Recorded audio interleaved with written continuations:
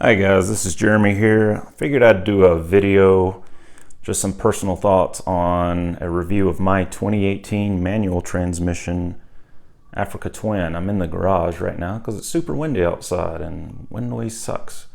So I've got about 1 year on the bike and I'm right at 9,000 miles. So I'll just go over some thoughts of what I think about the bike.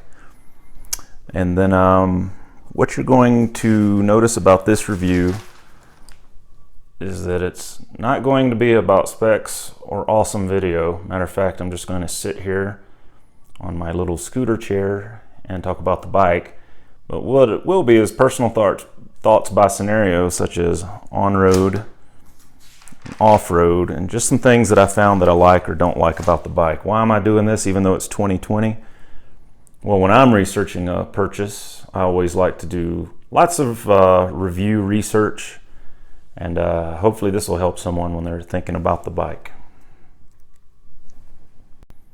So first we're going to talk about street, right? So let's say you ride this on the street, go over some pros and cons of what I found about riding this on the street. So one of the pros for street riding is that you've got a good high view. So I'm 6 feet tall, I've got a 34-inch inseam, and to me, riding on the high seat, so this is the high seat position here, is really cool. It gives you a great view of traffic, and I really like seeing that vantage point versus like a cruiser where you're like down low and you're looking at the back of a vehicle.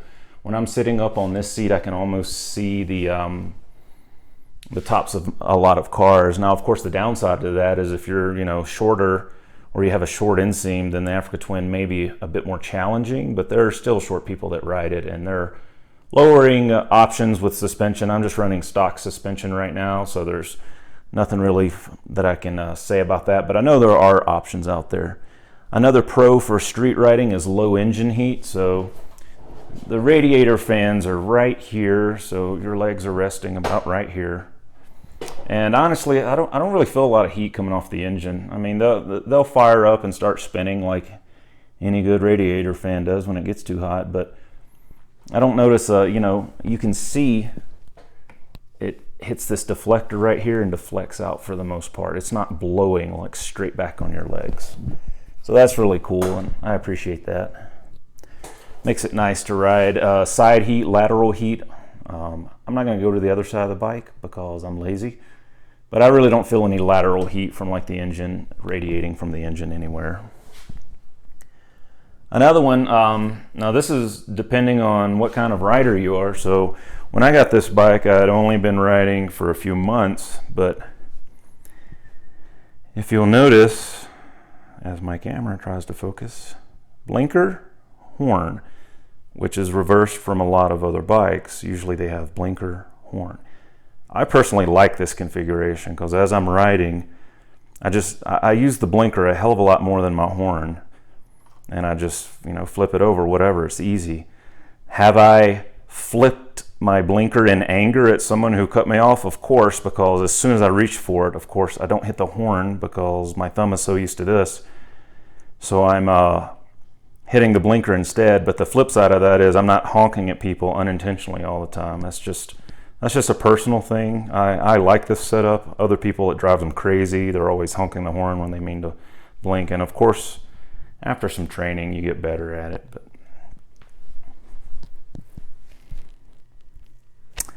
another pro for city driving are your modes. So you've got several drive modes, which are really easy to flip through. So you've got a selector switch here next to your headlight. So as you go through the modes, you've got 3 built-in: gravel, urban, and tour, and then user, where you can set up your different parameters.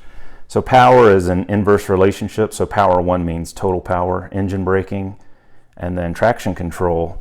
And so that kind of lets you set up how you want to ride the bike. The unfortunate part is if you modify one of these other modes, it goes back to default when you switch back. So you kind of have to do like a user mode if you want to keep those settings.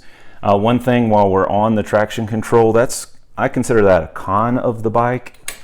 If you have the traction control set to high, so this bike goes from like 7 to 0, and the traction control button's right here. So you just, oops, sorry. See if I can get this. So you flick that button and you can go from 7 to 1, or maybe it's 6 to 1. You can't completely turn it off unless you hold it down, but you can do that while riding, which is cool. The reason I mentioned traction control is on the street, traction control when it's at around 6 or 5 or something is really intrusive on this bike. So I mean, it literally feels like if you hit traction control and you're at like 6, it feels like the bike just died, like the engine just died. It throws me for a loop every time it happens because I forget to lower it or turn it off completely. And I really wish it wasn't that intrusive. And the reason for that is, let's say you need to get out of the way of oncoming traffic, or take a corner and accelerate real fast. If you hit some gravel, and this has personally happened to me, if you hit some gravel or some sand and traction control kicks in, it's kind of like a pucker moment because you're like, oh crap, like you think your bike just died. And then it's like, oh wait, it's traction control. And then it comes back.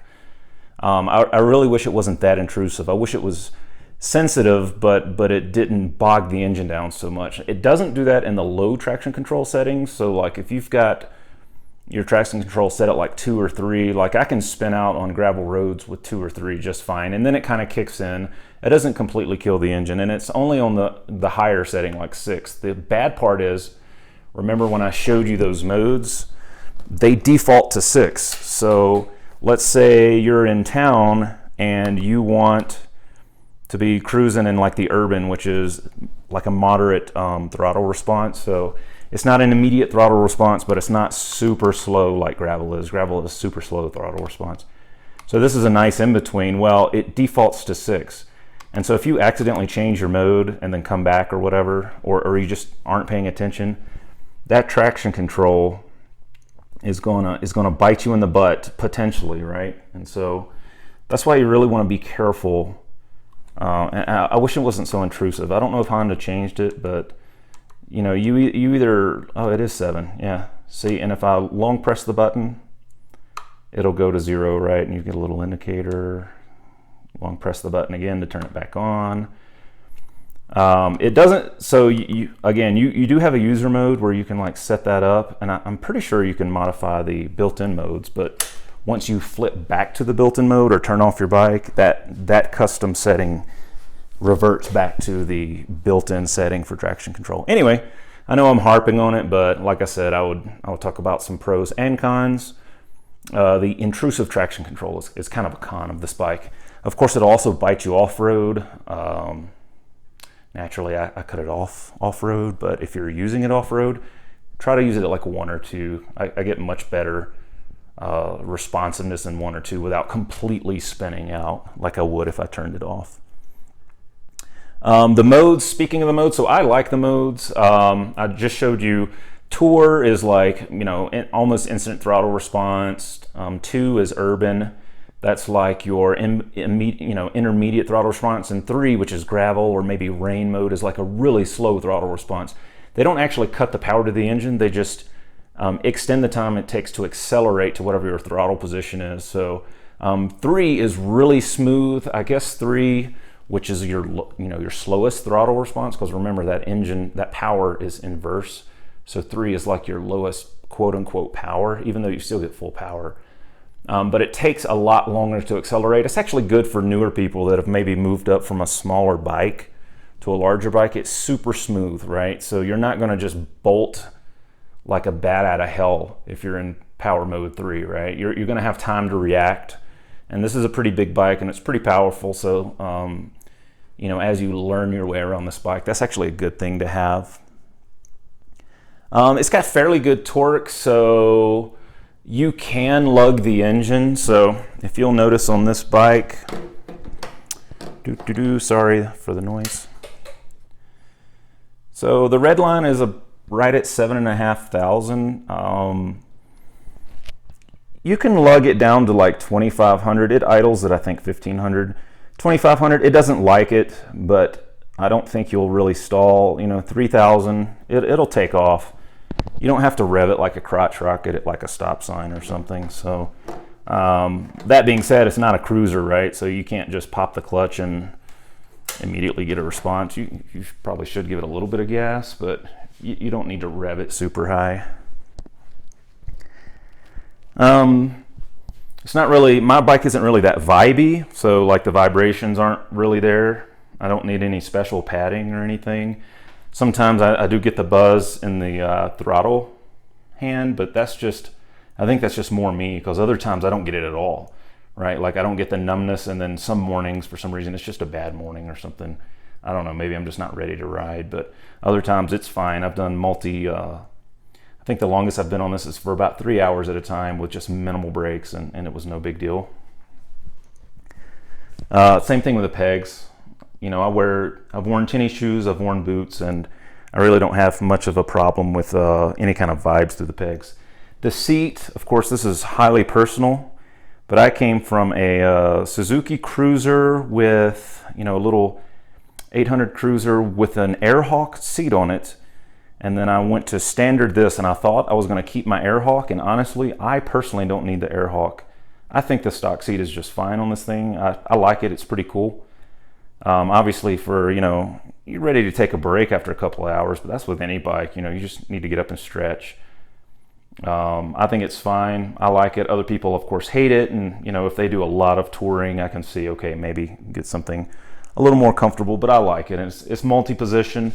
You wouldn't think that an inch counts for much in a seating height. So right now I'm in the high position, but it does. Like in the low position, it feels like you're more inside the bike, and in the high, it's like you're a little more, not really on top of the bike like the Adventure Sport model, but you are higher. And you know, it was kind of scary at first because this is a tall bike, but then I really got used to it. Now I don't even ride the low part of the seat.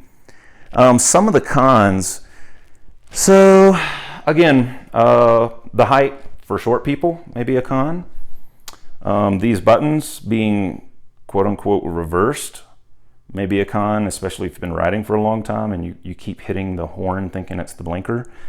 One thing that a lot of people mention, and that also affects me, is the position of these pegs. So for street riding, where you're riding a lot and you're stopping a lot, you know, et cetera, et cetera, when you go to put your leg down, I can't count how many times the edge of my jean has caught the edge of this peg, because it's directly in line with how your leg sits, right? When you go to put your leg down, I would give a demonstration, but you can imagine.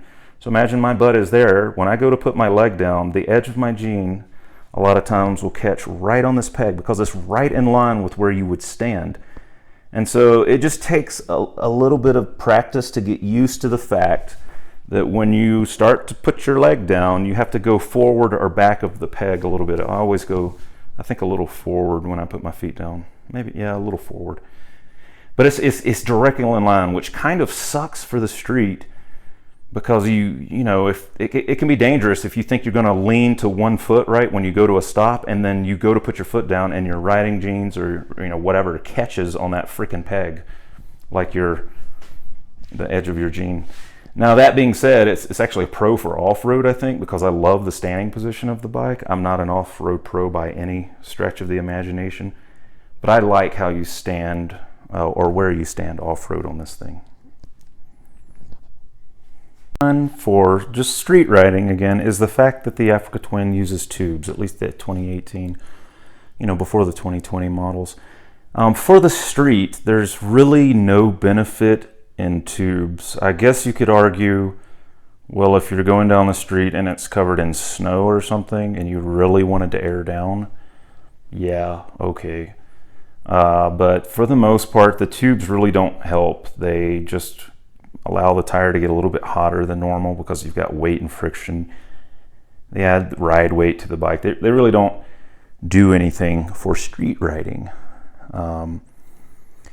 The thing that I'm going to kind of put in the middle and not really call it a pro or a con, because it's kind of both, is the slip clutch. So there's a limited slip clutch on the Africa Twin, which means, like, if you're, let's say you're going around a corner and you make the mistake of popping your clutch around a corner, right? You're not going to immediately skid the back tire. It's going to kind of slip. The downside to that is, like, if you're in a low speed, hard acceleration, like if you accelerate from, you know, stop or close to stop, and you're really banging out like first, second, third gear, you can kind of feel the clutch slipping a little bit. It's not a lot, but you can feel it. Like it'll slip for a little bit in like second gear with some really heavy acceleration, and then it picks back up, right? And then you're pretty much done. You know, I don't think I feel it in third, but second is where I really feel it. Some people get really annoyed at it, right, and use the Recluse Torque Master, I think is what it's called, clutch. I don't have that, but there is a review on YouTube about that, and the guy's like, yeah, it's just instant throttle response. You don't feel any slip. That hasn't bugged me enough. If I ever do upgrade the clutch, it'll probably be the Recluse, like the auto clutch, because I think it would be really useful to have a non-stalling clutch. And that'll kind of come more in the off-road section. Another thing that I'm going to put in the middle is the wind. So what I mean by that is, like, if you're doing a lot of street touring, right now I've got the short, let me put my phone in my pocket here. I've got the short windscreen on. Now I'm 6 feet tall, so with my helmet, with the short windscreen on, it's hitting me like right in the forehead, right? That wind is coming up, it's hitting me like right in the forehead. I do have the taller windscreen, and I'll show you guys. Excuse the mess. Again, I'm having to do this in the garage. So the taller windscreen compared to the short windscreen. So there's the short. Am I zoomed all the way out? I sure am. And there's the tall, right? And let's kind of line this up. You can see that the taller OEM Honda windscreen is significantly taller. Well, that's all cool, and it does, for the most part, push the air over my head. I can hear a little bit on the top. I've got a cheap built helmet, so it's not like it's the best helmet, you know, the brand built. It is cheap, but one second, I'm going to show you just because I think it's rad. Now, I did not plan this. I own my Suzuki Cruiser first, and I bought this helmet with my Suzuki Cruiser, but check that out. Is that meant to be or what, man? That's freaking awesome. So anyway, I've got, you know, this is just a $100 helmet. So with the tall windscreen on, I can still hear some turbulence here, but what's the greater concern, that's with the tall windscreen. With the short, I can feel it a lot, and so you're asking yourself, well, why the hell would you use the short? Well, if you really need some air therapy, or if you're going off-road. I love short off-road. You don't have to, you can see further or closer in front of you without having to look through the windscreen. But for street riding, what's worse is a lot of people experience buffeting coming through the fork tunnel on while you're going like interstate speeds, right? And I thought they were kind of crazy at first, and then I did an experiment. I was going down the interstate, and I would just put my hand over either side of this fork tunnel here, and sure enough, there was just this low-grade kind of rumbling that would immediately decrease when I did that, right? So I ordered a Swegotech. A lot of people have ordered this. It does make a difference. Some people have claimed they don't feel a difference, and you know, everybody's body position's different depending on how tall you are, where you have the seat, etc., what kind of helmet you have. But for the most part, this is a worthy investment, right? Another complaint, and I've seen products because of this, you know, different windscreens and whatnot, but I personally also feel this. So right around here, as you're going down the interstate, right, and it's kind of hitting your bark busters or whatever, right, going kind of, there's a lot of turbulent air that goes right to the side of my head that's up here, right? So it's not buffeting my head, like it's not shaking my head around. Now this is with the tall windscreen. With the short, yeah, my head gets shooken around in like, you know, 80 miles per hour plus. But with the tall windscreen, I don't have to worry about the top of my head so much, but because of the design of the Africa Twin, there's like a lot of turbulent air coming over here, and I guess the concept was it was supposed to come and just kind of hit your shoulders and your arms. But at least with this El Cheapo helmet, and I think it happens with a lot of people, it's just loud. Like, there's just loud wind noise, and so I'll be going down the interstate again, and I'll do the hand test, right? So I'm going down the interstate, I'll just put my hand here to block this part, and it immediately gets quiet. Now, that is variable because we do have a lot of bad crosswinds in New Mexico, so it could be some crosswind stuff too. But a lot of times I'm riding with the wind against me, and I'll just put my hand here and it'll get quiet on the side, and then I'll go over here and it gets quiet on the right hand side. So that's something. I know I've seen kind of some products that are like these plastic fins that kind of come out. I may invest in that because, yeah, it gets kind of loud. So it sounds like I had a bunch of negative things to say about the Africa Twin, but honestly, for the street overall, it's not a bad bike. It's a pretty good bike actually. So this is the reason I got the Africa Twin. I wasn't looking at it at first because I was like, ooh, tube tires, gross, right? Because everyone was freaking out over the tube tires when I was researching. But honestly, it hasn't been that bad of a thing, and it's actually been of a benefit. And I've got a little story to share, not me personally, but just tube tires in general. But for the street, I mean, you're not rocking a Goldwing or a Street Glide or anything like that. You're not going to be riding in the utmost comfort. However, that being said, it's not a bad bike. For the street, I wouldn't want to do like an iron butt on it. I know some people do these crazy rallies, right? And they're just superhumans. I could probably do a 500-mile day on it. I think I would be more tired from the air turbulence than I would the seat or the seating position, because it's real easy to stand. I stand on the interstate sometimes, or the highway, just to stretch. But that wind is just, it can get pretty loud, right? And a lot of it may be my cheap helmet. So I don't want to unfairly ding the Africa Twin just because I experience loud wind noise. And I do wear earplugs, but it's just tiring, right? If you're hearing wind noise for hours at a time. Is that it? I think that's it for the street. Crap, I was going to say something else, and I can't remember now. Oh, yeah, since we're on the street. So I don't have the Adventure Sport model, right? I know a lot of people, unfortunately. So again, I'm talking the 2018 model. But a lot of people around this time, or at least people on the Africa Twin Facebook group I'm part of, on the Adventure Sport model, they have problems with the tank delaminating and clogging up your fuel filter. I don't think the manual or the non-Adventure Sport model has that problem. But the other thing to be aware of is this is right at a 5-gallon tank. The Adventure Sport, I think, is 6.4. So it's like you're doing a lot of heavy touring on the road, which I don't think this would be the bike to do it, but whatever. Let's say you want to drive 1,000 miles and then go off-road. That's something to consider, right? I get about 50 miles per gallon with this. That's without any panniers.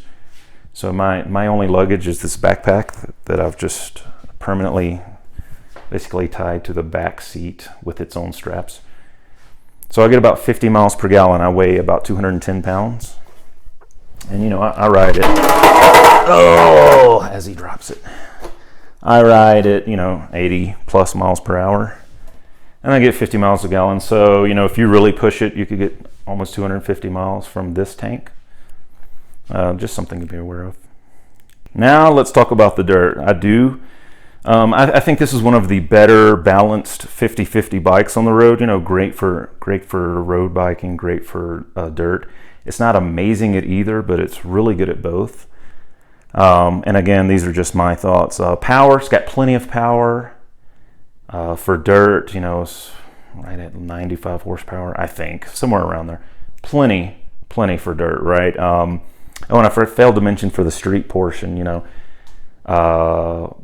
plenty of power for sane speed. So this is not a crotch rocket. So 0 to 60 on this thing's really fast. 0 to 80 is pretty fast. 60 to 80 is pretty fast. Once you get above like 80, 85, like she starts to lose a little bit of steam. I have hit 100 a couple of times. I just didn't realize it, right? I was like, oh crap, I'm at 100 miles an hour, which I had to pay attention to because I had some Shinko 804 and 805s and they're rated to 99 miles per hour max.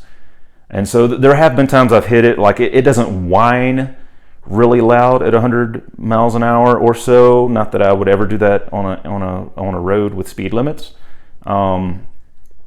But it's not as responsive in its power band, or not, that's the wrong phrase. It's not as get up and go. If I wanted to go from like 80 to like 120 or 115, you can tell it start to run out of steam after about 80. So, but for sane like street speeds, it's fine. You're not going to win a race with any crotch rocket, but you're going to give most cars and most other kinds of bikes, you can keep up with them pretty well. So plenty of power for what I need. So, and that carries over to the off-road. So dirt, again, that, almost 100 horsepower is way enough power. Another pro for that is the adjustable suspension. So you can do rebound, compression, and preload on front and back. I see a lot of complaints online of people who are like, oh, the suspension's too soft, or I don't like the suspension, blah, blah, blah. I have to wonder how many people actually try to adjust their suspension, because I kind of misadjusted my suspension. I went too tight, and that sucker turned into like a hay wagon ride. Super tight suspension, really bad for on the road, because I hit a bump and nearly kicked my rear end out from me and almost broke my ankle because I was at such an extreme lean angle. Anyway, another story. But the suspension is okay. The soft, I think, uses progressive springs in the front. Or sorry, the soft. The front uses progressive springs, I'm pretty sure. Now what that means is if you've dialed this into like a 50-50 setting, you're going to have some front end dive when you hard brake with the front brakes. Is it the end of the world? No. Is it kind of annoying on the street and a little bit annoying on the dirt? Yeah, of course on the dirt you're using your rear a little more. So that's something to keep in mind. A lot of people upgrade their suspension. They're happy with it. I'm happy with the stock suspension and almost stock settings. I put a little more preload on the front, a little preload on the rear to get my proper sag settings, and I'm cool with it, right? One of the pros, I think, for off-roading, depending on how you ride, are the fact that they use tubes. So now you can air way the hell down and not have to worry about, obviously you still have to worry about pinch flats, but you don't have to, you've got a little bit more flexibility. Now, one short story, I went riding just a couple of days ago. Now this didn't happen to my bike, right? But my buddy had his Tiger 800, right? And he kind of had a soft suspension setting, and he hit a bump going like 50 miles an hour. He was blazing down this trail, right? And he bent his rim out right, like on the front part of his rim, just out a little bit. Well, his bike uses tube tires too, and I think had that been a tubeless tire when he did that, I think he would have lost front pressure. I don't know if it would have broken the bead, because it didn't come out that much. It only came out, a couple of millimeters, but it was noticeable. I don't think it brought the tire out of, or the rim out of round. But I was like, dude, you're lucky you have spoked wheels and a tubeless tire, because that could have actually cracked his rim. He hit it pretty freaking hard, right? And then because his bike's lowered, I don't think he has as much suspension travel as my setup, right? So he has a lowered version of the Tiger 800. So he tightened his, he put his preload up a little bit more on that fork after that incident. But that's something that could happen to anyone, right? You're going off-road and you hit a rock or something hard, you'll be glad you have tubes. So that's cool. A con for off-roading, so this is a personal beef, and it only affects non-DCT riders, right? So the guys with manual clutches like myself, is I personally think first gear is a little too short. The bike has a little more torque. I mean, you're winding out, right, at like 15 or 20 miles an hour. Not that you're about to redline in first gear, but it's like, all right, this is just annoyingly loud. Let me shift to second. The problem is when you shift to second gear and you're going like 20 miles an hour, 22, 23, you're like bogging in second gear. So second gear is just too tall on this bike. A lot of people drop a tooth in the front sprocket, right, to compensate for this. And I think I'm going to do the same thing, just because it's kind of annoying. When I'm in first gear, right, I'm like, and then you shift to second, he's like, and you're like, dude, that is like street gearing, man. That is nowhere near on-road. I guess Honda thought maybe you wouldn't be a little wimp like I am and maybe, approach redline in first gear, but I don't like to do that, because then I'm spinning my back tire like crazy, right? You got lots of torque and horsepower. So I want to shift up, and then it bogs out, right? It bogs down in second gear. Kind of annoying, but whatever. That's one of the few cons with this. Obviously, it's a heavy bike. You knew that already. Over 500 pound stock. That's not counting all the crap you put on there to protect it. Oh, by the way, I totally dropped it yesterday, and my Alt-Rider uppers, my Bark Buster handguard right here, and my awesome B&B skid plate / lower engine protection. Did its job. So kudos to all three of those companies. But you knew it was a heavy bike, but it's really fun off-road. Plenty of suspension travel, even in the non-adventure sport version. I'm going to give the handlebars kind of like not a pro or a con, so I'm 6 feet tall. I don't have risers on these handlebars. I think I'm going to get at least inch, maybe 1.5 inch risers. Just because when I'm standing, I know you're supposed to take an aggressive attack position, right? Bend your elbows, but it's just, I have to do it a little too much, right? So I'm bending over a little bit more than I would want, and I'm having to bend my knees a little bit more than I would want to comfortably off-road more than just a couple of minutes, and then I have to sit back down because it just gets tiresome. So I think for me, and again, this is not a pro or con, it's just an observation. I'm 6 feet tall, 34-inch inseam, and I think I need maybe an inch at least, maybe 1.5 inches. I don't want to go too high. But other than that, I mean, it's a pretty good friction zone on your clutch. Again, all clutches are individual, so you may absolutely hate it. It does have a wired clutch. Some people hate that fact. I really don't care. It does have throttle by wire. Why they didn't put cruise control on it from 2018 onward, 2018 and 2019, I have no idea. But whatever, I don't really care. All right, so we're kind of nearing the end of the review. So overall, I think it's a really good bike. I like it. It's only my second bike.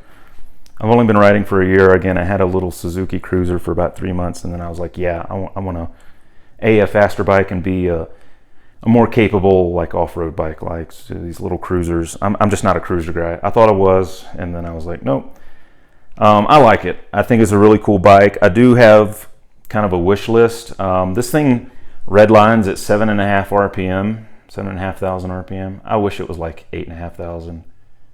I mean, she has the power. I've unexpectedly hit my rev limit without realizing I was, not thinking I was going that fast. By the way, I believe it's 75 in first gear or second gear. Cruise control, I know they do make them at cruise and you can get a throttle lock. I really wish they would have put cruise control. Yeah, whatever. No sense in crying over spilled milk. And then a stronger rear spring. So this is kind of a con for the street riding portion. The preload max on this, it's just not meant for 400 pounds for 2 up, or one person with a lot of gear, or 2 people with a little bit of gear, whatever. So I've put about 400 pounds on this. I think the limit is 435 rated limit. I put 400 on it, and yeah, I was bottomed out. I was like looking through the windshield as we were riding. I was like, no thanks. But other than that, I think it's a rad bike, and it looks pretty awesome. So sorry, I don't have a nice image on like this big mountaintop or something, or me like launching off this dirt hill, but I'm lazy. I don't have a team of people to take videos of me, so whatever. I think it's a really cool bike. You're going to need some handguards almost immediately. The first time I dropped the bike in soft sand, broke the handguard, right? Handguards suck. Everybody knows that. You probably want some kind of phone mount, GPS. I got the Oxford heated grips. I got the Adventure. I may have gotten Touring. I can't remember. You do have to shave them down. But once you get it on there, number one, they make it just a little bit thicker. Number two, they help your hands. They do not completely cure cold hands. And then I've got a steering stabilizer, so I can review this stuff later. But overall, I think it's a pretty rad bike. I wouldn't hesitate to get any version of the Africa Twin, especially if you can get a good deal on it. I'm personally, I like the 18 just because they changed a few things, like the stock pegs. The stock foot pegs are wider and larger. They had some exhaust change, minor stuff, whatever. If you can get an 18 for as cheap as like a 16 or 17, why not, right? But overall, it's a good bike. I enjoy riding it on and off-road, and that's the end of the review.